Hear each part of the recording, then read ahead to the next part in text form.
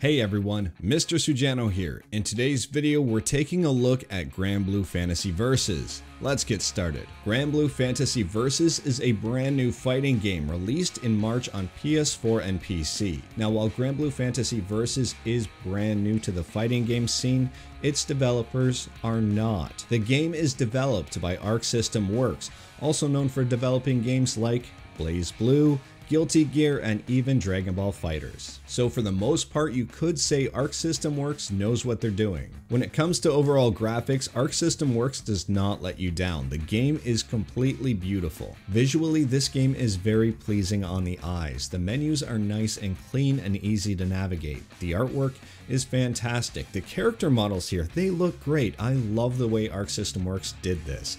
On top of that, all of the moves when they come out also look incredibly great, especially the super cutscenes. Now, speaking of characters, the roster size right now is limited to 15 different characters. That might not seem like a lot, but at the same time, each character does play considerably different, so it does feel like a fairly diverse cast. I think the biggest issue right now with the roster is probably just the placement of the characters on the character select screen. It might drive people with OCD crazy. Looking at this, it's just a very weird setup that they have right now. I wouldn't have minded seeing something a little more even, a little more pleasing on the eyes. In terms of controls, this game is a little weird. Now, it does have your standard directions, but in terms of attacks, there are only really 3 separate buttons. There is the light, medium, and heavy attack. There are also buttons dedicated to unique actions, skill, block, throw, and overhead attack. Now, this is really weird when it comes down to it, but is also pretty cool in its setup. For me, I'm used to having either 2, 3, or 4 buttons for punching and 2, 3, or 4 buttons for kicking actions. Here, it's just either a light attack, a medium attack, or a heavy attack. Yes, there is a dedicated block button, but at the same time, it's not mandatory. Yes, you can just hold backwards on the control stick in order to block. Now, in regard to the block button, some people might find it weird, but at the same time, it's incredibly handy to avoid projectiles. All you have to do is just hold down the block button, wait for a projectile, and then just press forward and you'll go right through the projectile. In addition to each character having standard light, medium, and heavy attacks, each character also has their own unique special attacks. And these special attacks can be activated either by motion or using a shortcut key, kind of like Smash Brothers in that regard. Now, in terms of damage, they both do the exact same amount of damage. The big difference is the cooldown.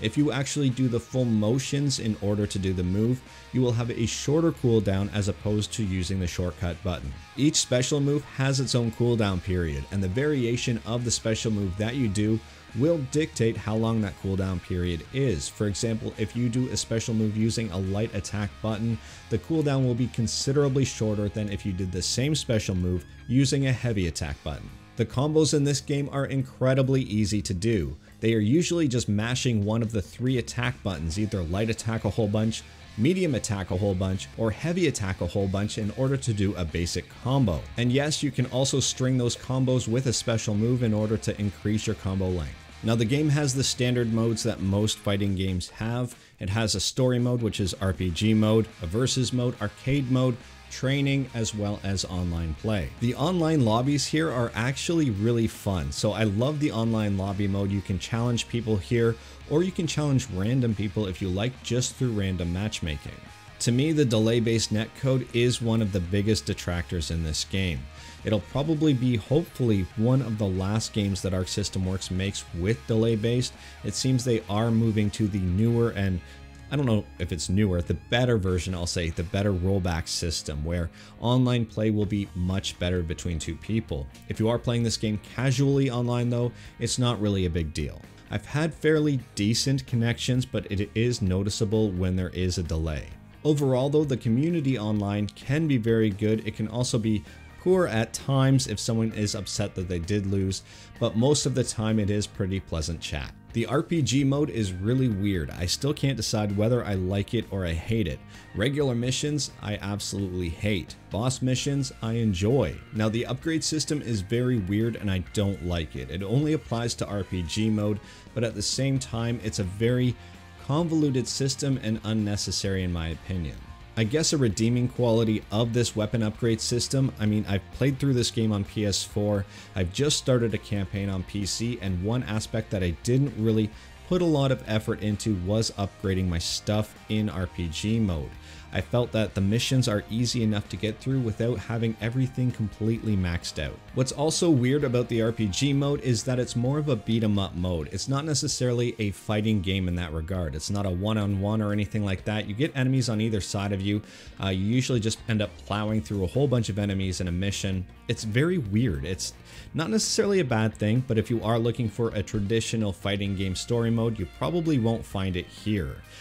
It is a nice mix-up from a fighting game mode because it's more of a beat-em-up style, but at the same time, if you are looking to kind of hone your skills as a fighting game player, you probably won't be able to do that in the RPG mode. At the end of the day, the RPG mode is really its own little thing. It doesn't necessarily tie into the online or arcade modes at all. Now, speaking of arcade mode, it's actually set up in a really interesting way. I actually like it more than the RPG mode.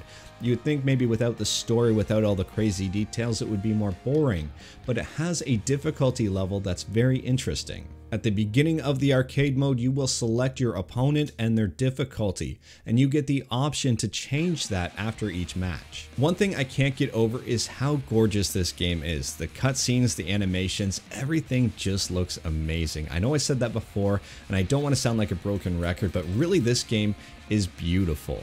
Now, I just beat an opponent here in arcade mode. This is what I wanted to show you about changing your difficulty level.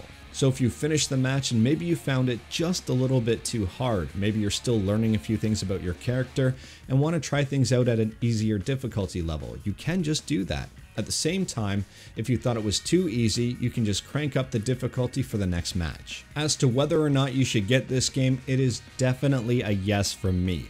I quite enjoy this game, whether competitively or casually. It's got a lot of charm, it's a lot of fun. The combos aren't necessarily super long, so it is very beginner friendly. At the same time, it's very deep, so it's also very expert friendly. You don't really have to worry about extended combos in this game to where you're kind of just sitting down waiting for 5 or 10 minutes for the round to end.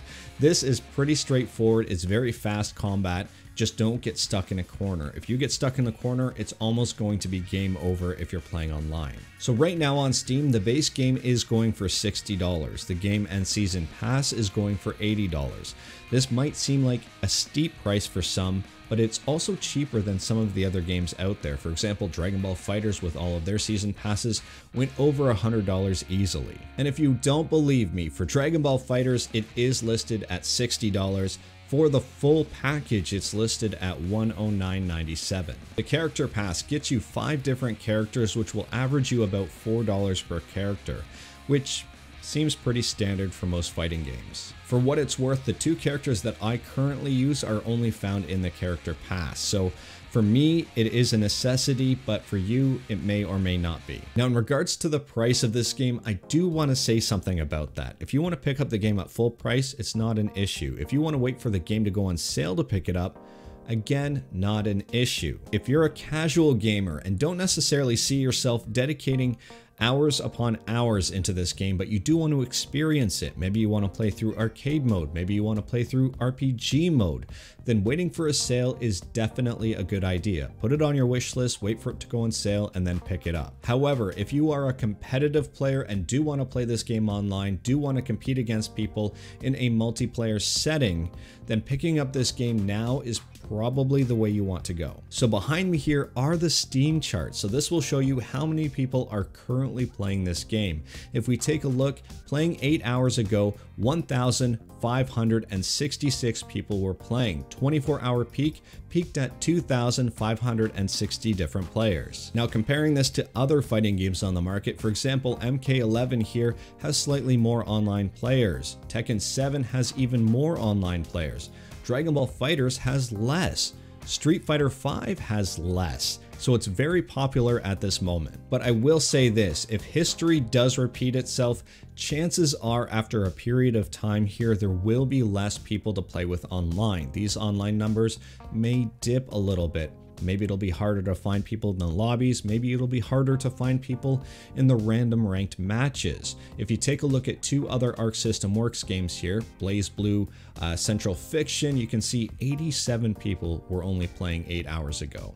And if I take a look at BB Crosstag, it is 51 people playing 8 hours ago. With the new version of Guilty Gear coming out just around the corner, some of the player base from Granblue might migrate over to that game. But at the same time, Granblue is such a unique game that the player base might remain. It's one of those really unknowns at this point because the game is so different from everything that's out there. As for me, I'm going to try to enjoy this game for as long as I can. I love the graphics, I love the sound, the story I really don't care about, the RPG mode I don't care about. I love the arcade mode, I love the lobbies, and at the same time, this game is such a departure from other fighting games that I play that it does keep my interest. It's a very nice switch up per se. But anyways, that is all I have for today. If you liked the video, leave a like. If you didn't like this video, leave a like. Hit that subscribe button, check out my other videos. Let me know what you think of Granblue Fantasy Versus in the comments below.